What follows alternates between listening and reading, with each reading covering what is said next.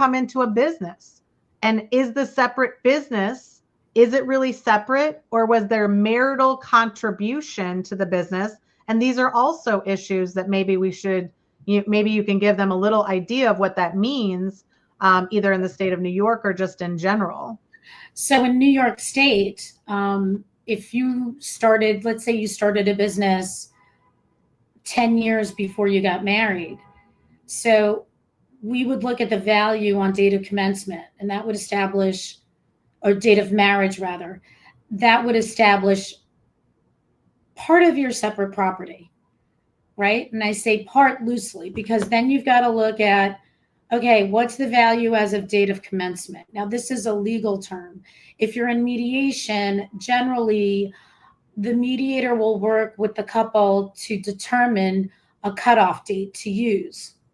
So you take that cutoff date, value the business as of that cutoff date. Well, what happened in between the date of marriage and the date of commencement?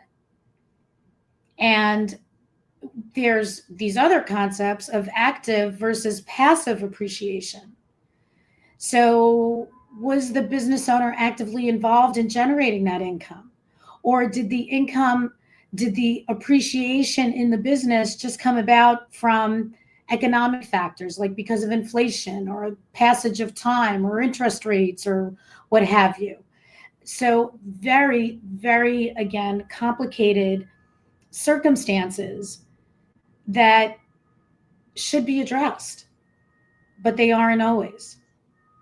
Yeah. And sometimes even in New York, you're not going to get 50-50 of that business regardless, right? There it could be less, but you're trying to figure out all of these pieces.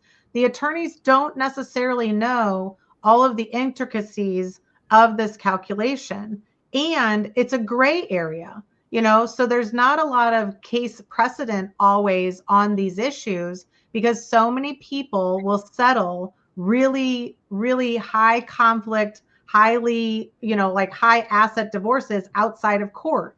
So they're not going through and having a judgment declared on these particular items. So you're really looking at what is the issues of the court, but also, in all of these areas, it's going to be better to discuss it in mediation, because if you hire experts to have to go and quantify all of this, you could be easily, for one expert, $25,000 to $50,000 just to figure out if the business is separate or not.